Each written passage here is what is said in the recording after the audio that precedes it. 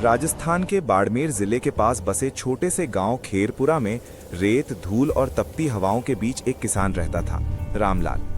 उसकी उम्र लगभग 50 साल थी। चेहरा धूप में झुलसा हुआ, आंखों में मेहनत की लकीरें और हाथों में वर्षों की खेती का कठोरपन। उसका खेत गांव से थोड़ा दूर था, जहां तक पहुंचने के लिए कच्चे रास्ते से होकर गुजरना पड़ता था। खेत के एक कोने में एक पुराना सूखा कुआं था। लोग कहते थे कि वो कुआं अपशकुनी है, लेकिन रामलाल इन बातों को अंधविश्वास समझता था। उस साल सूखा पड़ा था, आसमान महीनों से खाली था, जमीन में दरारें पड़ चुकी थीं। रामलाल हर रोज सुबह सूरज उगने से पहले खेत पहुंच जाता और देर शाम तक काम करता। उसे उम्मीद थी कि अगर इस बार भी फसल नहीं हुए तो उसका परिवार कर्ज में डूब जाएगा। एक दिन शाम को जब सूरज लाल आग के गोले की तरह ढल रहा था, रामलाल कुएं के पास बैठा थकान मिटा रहा था। अचानक उसे लगा जैसे कुएं के अंदर से कोई धीमी सी आवाज आ रही हो। पहले उसने ध्यान नहीं दिया, लेकिन फिर साफ साफ शब्द सुनाई दिए, पानी, मेरा पानी। रामलाल चौकन्ना हो गया। उसने झुककर कुएं में झांका।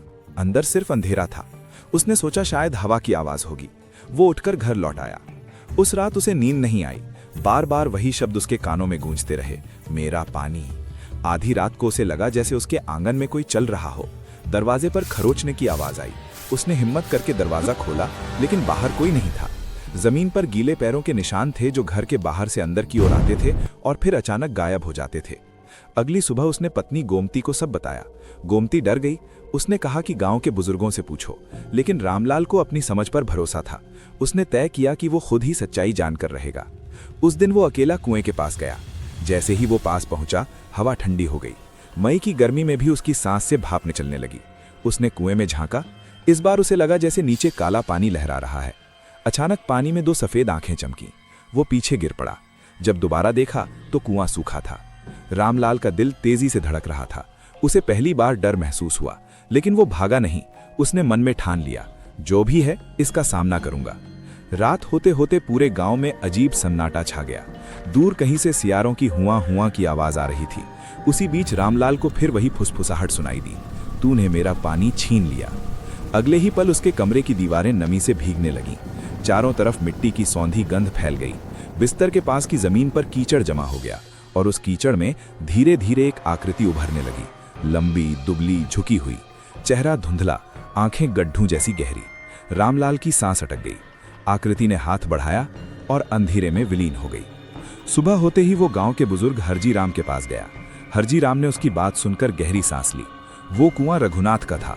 उन्होंने कहा, सूखे में उसकी फसल बर्बाद हो गई थी, कर्ज बढ़ गया।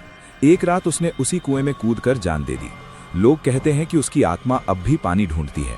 रामलाल ने यह सुनकर भी खुद को समझाया कि यह सब मन का वहम है, लेकिन जब शाम को खेत पहुंचा तो देखा कि फसल का एक हिस्सा काला पड़ चुका है, जैसे किसी ने उस पर राख डाल दी हो। कुएं से फिर आवाज आई, पहचान मुझे। और इस बार रामलाल को साफ दिखा। कुएं के अंधेरे में एक चेहरा उभर रहा था, झुलसा हुआ, पीड़ा से भरा। रामलाल के पैरों तले जमीन खिसक गई। कहानी यहीं खत्म नहीं हुई, ये तो बस शुरुआत थी। रात गहरी थी। आसमान में चांद आधा था, जैसे किसी ने उसे काट कर अधूरा छोड़ दिया हो। खैरपुरा गांव के चारों ओर फैली रेत पर ठंडी हवा सरसराती हुई गुजर रही थी, लेकिन रामलाल के खेत की दिशा से अजीब सी गंध आ रही थी, गीली मिट्टी और सड़े पानी की। रामलाल उस रात सो नहीं पाया। उसकी आंखों के सामने बार बार वही चेहरा घूम रहा था जो उसने कुएं में देखा था, झुलसा हुआ, पीड़ा से भरा और आंखों में एक अजीब सी जलन। पहचान मुझे, ये शब्द उसके कानों में हथौड़े की तरह बज रहे थे। आधी रात के करीब अचानक दरवाजा अपने आप चरमराया। रामलाल उठ बैठा। गोमती और बच्चे गहरी नींद में थे। उसने देखा कि दरवाजा आधा खुला है और बाहर आंगन में जैसे कोई खड़ा है। अंधेरे में एक धुंधली आकृति।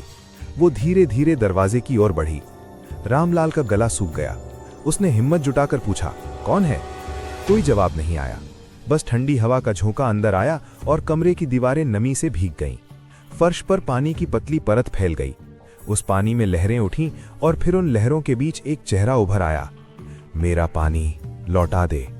रामलाल चीख उठा। उसी क्षण सब सामान्य हो गया। फर्श सूखा, दीवारें सामान्य, दरवाजा बंद। सुबह होते ही उसने तय किया कि अब वो अकेले इस बात का सामना नहीं करेगा। वो गांव के कुछ लोगों, हरजी राम, पुजारी कैलाश दास और अपने मित्र गोकुल को लेकर खेत पहुंचा। जैसे ही वे लोग खेत की मेड़ पार कर अंदर गए, हवा का रुख बदल गया। आसमान साफ था, फिर भी खेत के उस हिस्से पर काले बादलों की हल्की परत छा गई जहां पुराना कुआं था। पुजारी ने मंत्र पढ़ना शुरू किया। कुएं के पास पहुंचते ही गोकुल ने कहा, मुझे यहां घुटन हो रही है। रामलाल ने कुएं में झांका। अंदर सूखा अंधेरा था, लेकिन जैसे ही पुजारी ने जल छींटा, कुएं के भीतर से गहरी कराह उठी। ऐसा लगा जैसे किसी ने बहुत समय बाद सांस ली हो। अचानक जमीन कांपने लगी, कुएं की दीवारों से मिट्टी झड़ने लगी और अंधेरे से धुएं की एक लकीर उठी। धुआं ऊपर घूमता हुआ एक आकृति में बदल गया। एक दुबला पतला आदमी, गीले कपड़ों में, आंखों से काला पानी बहता हुआ। हरजीराम की आवाज कांप गई। रघुनाथ? आकृति ने गर्दन उठाई। उसकी आंखें सीधे रामलाल पर टिक गईं। तूने मेरी जमीन पर हल चलाया, मेरी पुकार नहीं सुनी। रामलाल ने कांपते हुए कहा, मैंने पंचायत से खरीदी थी, मैंने तेरा कुछ नहीं बिगाड़ा। आकृति की आवाज भारी हो गई। जब मैं जिंदा था, किसी ने मेरी मदद नहीं की, सब ने मेरी जमीन छीनी, अब मेरा पानी भी सूख गया। अचानक कुएं के अंदर से काले पानी की तेज लहर उठी और बाहर फैल गई। गोकुल गिर पड़ा। पुजारी पीछे हट गए। हरजीराम ने रामलाल का हाथ पकड़ा और खींचते हुए दूर ले गए। कुछ ही पलों में सब शांत हो गया। कुआं फिर सूखा, आसमान साफ। लेकिन उस दिन के बाद खेत बदल गया। जो फसल हरी थी वो धीरे धीरे मुरझाने लगी। मिट्टी कड़ी हो गई, जैसे उसमें जान ही न हो। रात को खेत की दिशा से कराहने की आवाजें आती। कभी कभी गांव के लोग कहते कि उन्होंने खेत के ऊपर धुंध में किसी को चलते देखा है। एक रात मोहन ने जिद की कि वो पिता के साथ खेत जाएगा। रामलाल ने मना किया, लेकिन बच्चा नहीं माना। दोनों लालटेन लेकर पहुंचे। जैसे ही वे कुएं के पास पहुंचे, लालटेन की लौ कांपने लगी। हवा ठंडी हो गई। मोहन ने पिता का हाथ कसकर पकड़ा। बाबा, मुझे डर लग रहा है। अचानक जमीन के नीचे से कुछ हिला। मोहन का पैर फिसला और वो कुएं की ओर खिंचने लगा। कुएं के अंधेरे से एक काला लंबा हाथ निकला और उसकी टांग पकड़ ली। रामलाल ने पूरी ताकत से बेटे को खींचा। उसका हाथ उस काले हाथ से टकराया, बर्फ जैसा ठंडा। उसने जोर लगाया। मोहन छूट गया, लेकिन उसकी टांग पर गहरे नीले निशान पड़ गए। कुएं के अंदर से गूंजती आवाज आई, जब तक मेरा दर्द जिंदा है, तेरी फसल मरेगी। रामलाल की आंखों में आंसू आ गए। उसने पहली बार हाथ जोड़कर कहा, क्या चाहता है तू? कुछ पल सन्नाटा रहा, फिर धीमी आवाज आई, मेरी याद, मेरा हक। अगले दिन पंचायत बुलाई गई। गांव वाले पहले तो हंसे, लेकिन जब मोहन के पैरों के निशान देखे तो चुप हो गए। हरजीराम ने कहा, रघुनाथ की आत्मा को सम्मान चाहिए, उसका नाम मिटा दिया गया था। तय हुआ कि कुएं के पास एक छोटा सा पत्थर लगाया जाएगा जिस पर रघुनाथ का नाम लिखा होगा, और हर साल पहली फसल का हिस्सा वहीं अर्पित किया जाएगा। उस शाम रामलाल अकेला खेत गया। उसके हाथ में गेहूं की पहली बालियां थीं। उसने कुएं के पास उन्हें रखा। ये तेरे लिए, अब हमें छोड़ दे। कुछ क्षण कुछ नहीं हुआ, फिर हवा चली। कुएं के अंदर से हल्की रोशनी निकली। उस रोशनी में एक क्षण के लिए वही आकृति दिखी, लेकिन इस बार उसके चेहरे पर दर्द कम था। धीरे धीरे रोशनी ऊपर उठी और आसमान में विलीन हो गई। रामलाल की आंखों से आंसू बह निकले। उसे लगा जैसे खेत की मिट्टी में फिर से नमी लौट आई है। लेकिन कहानी अभी पूरी तरह खत्म नहीं हुई थी। उस रात जब वो घर लौटा, उसे फिर वही फुसफुसाहट सुनाई दी, एक वादा और। रामलाल का दिल फिर से धड़क उठा। अंधेरा अभी पूरी तरह छटा नहीं था। उस रात की फुसफुसाहट, एक वादा और, रामलाल के दिमाग में हथौड़े की तरह बजती रही। उसने सोचा था कि पहली फसल अर्पित करने के बाद सब शांत हो जाएगा, लेकिन अंधेरा अभी पूरी तरह छटा नहीं था। सुबह होते ही वो फिर खेत पहुंचा। सूरज निकला ही था, लेकिन खेत के उस कोने पर हल्की धुंध फैली हुई थी जहां पुराना कुआं था। हवा में अजीब सी ठंडक थी, जबकि बाकी खेत में गर्मी साफ महसूस हो रही थी। रामलाल धीरे धीरे कुएं के पास पहुंचा। पत्थर पर अभी अभी खुदा हुआ नाम साफ दिख रहा था, रघुनाथ। उसके सामने गेहूं की बालियां रखी थीं, जो उसने पिछली शाम अर्पित की थीं, लेकिन वे बालियां अब सूखी नहीं थीं, वे गीली थीं, जैसे रात भर पानी में डूबी रही हों। उसका दिल बैठ गया। अचानक कुएं के भीतर से हल्की सी लहर उठी। उसने झांक कर देखा, अंदर अब सूखा अंधेरा नहीं था, तलहटी में सचमुच पानी जमा था, काला, स्थिर और गहरा। तूने वादा किया, याद रख, आवाज आई। रामलाल ने कांपते हुए पूछा, और क्या चाहता है? कुछ क्षण सन्नाटा रहा, फिर आवाज आई, सच बता सबको, जो हुआ था, जैसा हुआ था। रामलाल का गला सूख गया। उसे अचानक याद आया, सालों पहले जब रघुनाथ कर्ज में डूबा था, तब पंचायत में उसने भी चुप्पी साध ली थी। वो जानता था कि साहूकार ने ज्यादा ब्याज लगाया था, लेकिन उसने विरोध नहीं किया। उसे डर था कि कहीं उसका भी नुकसान न हो जाए। उसने आंखें बंद कर लीं। शाम को पंचायत फिर बुलाई गई। गांव के लोग इकट्ठा हुए। रामलाल का चेहरा गंभीर था। मैंने गलती की थी, उसने धीरे धीरे कहा। जब रघुनाथ ने मदद मांगी थी, मैं चुप रहा था। मुझे सच बोलना चाहिए था। साहूकार ने उसे लूटा था। गांव में खुसर पुसर होने लगी। बूढ़े हरजी राम ने सिर झुका लिया। कुछ और लोग भी चुप हो गए। साहूकार का बेटा, जो अब काम संभाल रहा था, बोला, पुरानी बातों को क्यों कुरेद रहे हो? रामलाल ने दृढ़ आवाज में कहा, क्योंकि उसकी आत्मा चैन नहीं पा रही। उस रात गांव में बेचैनी थी। हवा भारी लग रही थी। खेत की दिशा से हल्की गूंज सुनाई दे रही थी। रामलाल अकेला खेत पहुंचा। उसने पत्थर के पास दीपक जलाया। मैंने सच बोल दिया, उसने कुएं की ओर देखते हुए कहा। अब तुझे शांति मिले। कुएं का पानी हल्का सा चमका, फिर सतह पर लहरें उठी। धीरे धीरे धुएं की एक पतली रेखा ऊपर उठी और मानव आकृति में बदल गई। रघुनाथ सामने खड़ा था। इस बार उसका चेहरा पहले जितना विकृत नहीं था। आंखों में वही पीड़ा थी, पर साथ में एक थकान भी। सच से देर होती है, पर आता जरूर है, उसने कहा। रामलाल घुटनों पर बैठ गया। मुझे माफ कर दे। कुछ क्षण दोनों के बीच सन्नाटा रहा। फिर रघुनाथ ने कहा, माफी शब्द से नहीं, कर्म से होती है। अचानक हवा तेज चलने लगी। खेत की सूखी मिट्टी घूमने लगी। आसमान में बादल घिराए। तेरे खेत में जो पानी है, वो मेरा था। जब मैं जिंदा था, मैंने इस कुएं को खुदवाया था। तूने कभी जाना नहीं कि यहाँ पानी की एक पुरानी धारा है जो अब भी जिंदा है। रामलाल ने हैरानी से देखा। धारा को खोल, सबके लिए, आवाज गूंजी। अचानक कुएं के अंदर से तेज प्रकाश निकला। पानी उफान मारने लगा। रामलाल पीछे हट गया। उसे लगा जैसे जमीन के नीचे कुछ हिल रहा है। अगले दिन उसने कुछ मजदूर बुलाए। इस बार मजदूर डर रहे थे, लेकिन रामलाल ने उन्हें समझाया। कुएं की तलहटी साफ की गई। कई घंटों की मेहनत के बाद नीचे से पत्थरों की एक परत हटाई गई। जैसे ही पत्थर हटे, नीचे से साफ पानी की तेज धार फूट पड़ी। मजदूर घबरा गए, लेकिन रामलाल की आंखों में चमक आ गई। कुछ ही दिनों में पता चला कि सचमुच वहां भूमिगत पानी की धारा है। अगर सही से रास्ता बनाया जाए तो पूरा खेत ही नहीं, गांव के दूसरे खेत भी सींचे जा सकते हैं। गांव वाले इकट्ठा हुए। पानी का बांध बनाया गया। छोटी नालियां निकाली गईं। खेतों में नमी लौट आई। लेकिन रात को फिर रामलाल खेत गया। उसे एहसास था कि अभी आखिरी बात बाकी है। कुएं के पास पहुंचते ही हवा स्थिर हो गई। मैंने धारा खोल दी, उसने धीरे से कहा। कुएं से हल्की रोशनी निकली। रघुनाथ की आकृति फिर दिखाई दी, अब और भी शांत। अब पानी सबका है। जब तक कोई लालच नहीं करेगा, ये धारा बहेगी। रामलाल ने सिर झुका दिया।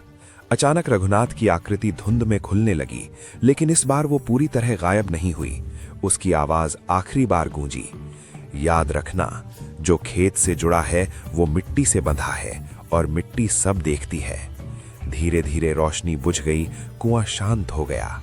अगले दिनों में गांव बदल गया। खेतों में हरियाली लौट आई। पानी की किल्लत कम हो गई। लोग अब रघुनाथ का नाम सम्मान से लेते थे। लेकिन एक रात जब सब सो रहे थे, रामलाल ने सपना देखा।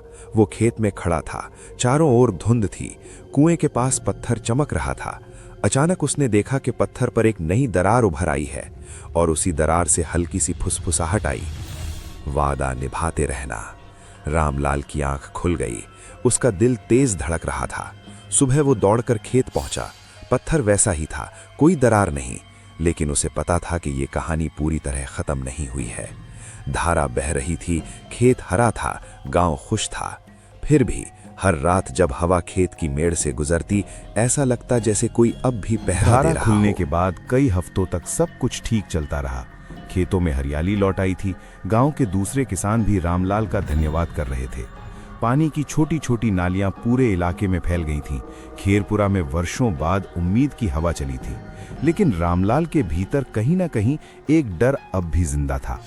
हर रात उसे वही सपना आता, पत्थर पर दरार और दरार से आती फुसफुसाहट, वादा निभाते रहना। एक शाम जब आसमान पर काले बादल घिराए और बिजली दूर कहीं चमक रही थी, रामलाल खेत की तरफ निकला। उसे लगा जैसे कोई उसे बुला रहा है। हवा में अजीब सी खामोशी थी। पक्षियों की आवाजें तक बंद थीं। जैसे ही वो कुएं के पास पहुंचा, उसने देखा कि पत्थर के पास रखी दीपक की पुरानी राख हवा में उड़ रही है। कुएं का पानी असामान्य रूप से शांत था, इतना शांत कि उसकी सतह आईने जैसी दिख रही थी। रामलाल ने झुककर पानी में देखा। पहले उसे अपना चेहरा दिखा, फिर धीरे धीरे उस प्रतिबिंब के पीछे एक और चेहरा उभरा, रघुनाथ का। लेकिन इस बार वो शांत नहीं था। उसकी आंखें गुस्से से भरी थीं, चेहरे पर दर्द नहीं बल्कि क्रोध था। तूने वादा तोड़ा। रामलाल के दिल की धड़कन रुक सी गई। नहीं, मैंने सबके लिए पानी खोला, मैंने सच बताया। कुएं का पानी अचानक उफान मारने लगा, तेज हवा चलने लगी, आसमान में बिजली कड़क उठी। लालच फिर लौट आया। रामलाल का दिमाग घूम गया। तभी उसे याद आया, 2 दिन पहले गांव के कुछ किसानों ने पानी की धारा का रास्ता बदल दिया था। उन्होंने अपने खेतों की तरफ ज्यादा पानी मोड़ लिया था। नीचे वाले खेत सूखने लगे थे। वो विरोध करना चाहता था, लेकिन चुप रहा। उसने सोचा था कि बात खुद सुलझ जाएगी। कुएं से भयानक गूंज उठी, फिर वही चुप्पी। अचानक जमीन कांपने लगी, नालियां टूटने लगीं, पानी का बहाव उल्टा पड़ गया, खेतों की मिट्टी धंसने लगी। दूर से गांव वालों की चीखें सुनाई दी। रामलाल घुटनों के बल गिर पड़ा। रोक दे, इस बार मैं चुप नहीं रहूंगा। कुएं के अंदर से काली लहर उठी। वो लहर जमीन पर फैलती हुई उसकी ओर बढ़ी। ठंड ऐसी थी कि उसकी सांस जम गई। लहर उसके पैरों तक पहुंची और उसे जकड़ लिया। उसे लगा जैसे अदृश्य हाथ उसे नीचे खींच रहे हों। सच बोल अभी। रामलाल ने पूरी ताकत से चिल्लाया। सुनो सब, पानी बराबर बांटो, नहीं तो सब खत्म हो जाएगा। उसकी आवाज अजीब तरीके से गूंजती हुई पूरे खेत में फैल गई। गांव वाले जो डर कर घरों में छिप गए थे, बाहर निकल आए। उन्होंने देखा कुएं के ऊपर काला भंवर घूम रहा है। हरजीराम चिल्लाए, जो गलत कर रहे हो अभी नालियां सीधी करो। कुछ किसान डर के मारे भागे और नालियों का रास्ता ठीक करने लगे। पानी फिर से बराबर बहने लगा। जैसे जैसे पानी का संतुलन लौटा, काला भंवर धीमा पड़ने लगा। लेकिन रामलाल अब भी जकड़ा हुआ था। लहर उसे कुएं की ओर खींच रही थी। रघुनाथ की आकृति पानी से उभरी। इस बार उसका चेहरा भयानक था। आंखों से काला पानी बह रहा था, बाल हवा में उड़ रहे थे। एक आखिरी परीक्षा। अचानक पूरा आसमान अंधेरे में डूब गया। बिजली चमकी। उसी चमक में सबने देखा, रामलाल आधा कुएं के अंदर खिंच चुका था। गोमती चीख उठी। मोहन रोने लगा। रामलाल ने पत्थर को पकड़ने की कोशिश की, लेकिन हाथ फिसल रहा था। तभी उसकी नजर उस पत्थर पर खुदे नाम पर पड़ी, रघुनाथ। उसने पूरी ताकत से पत्थर को दोनों हाथों से पकड़ लिया। मैं तेरा नाम कभी नहीं मिटने दूंगा। इस गांव में तेरी कहानी जिंदा रहेगी। पानी कभी किसी का अकेला नहीं होगा। अचानक सब शांत हो गया। बिजली की एक तेज चमक के साथ काला भंवर फट गया। पानी की लहरें नीचे गिर गईं। हवा थम गई। रामलाल जमीन पर गिर पड़ा। कुआं अब शांत था, पानी साफ और पारदर्शी। धीरे धीरे पानी की सतह पर हल्की रोशनी उभरी। रघुनाथ की आकृति फिर दिखाई दी, लेकिन इस बार वो शांत थी, आंखों में सुकून। अब समझा तू, मिट्टी का हक सबका है। उसकी आवाज धीरे धीरे हवा में घुल गई। आसमान साफ होने लगा, बादल हट गए, चांद निकल आया। गांव वाले धीरे धीरे पास आए। रामलाल उठ बैठा। उसका चेहरा थका हुआ था, लेकिन आंखों में दृढ़ता थी। अगले दिन पंचायत ने फैसला किया कि पानी का बंटवारा बराबर होगा। कुएं के पास एक छोटा सा चबूतरा बनाया गया, जहां हर साल पहली फसल चढ़ाई जाती। रघुनाथ की कहानी बच्चों को सुनाई जाती, ताकि कोई फिर लालच में अंधा ना हो। समय बीतता गया।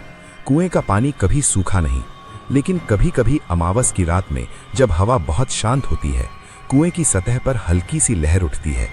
और अगर कोई ध्यान से सुने तो फुसफुसाहट अब भी आती है, वादा निभाते रहे।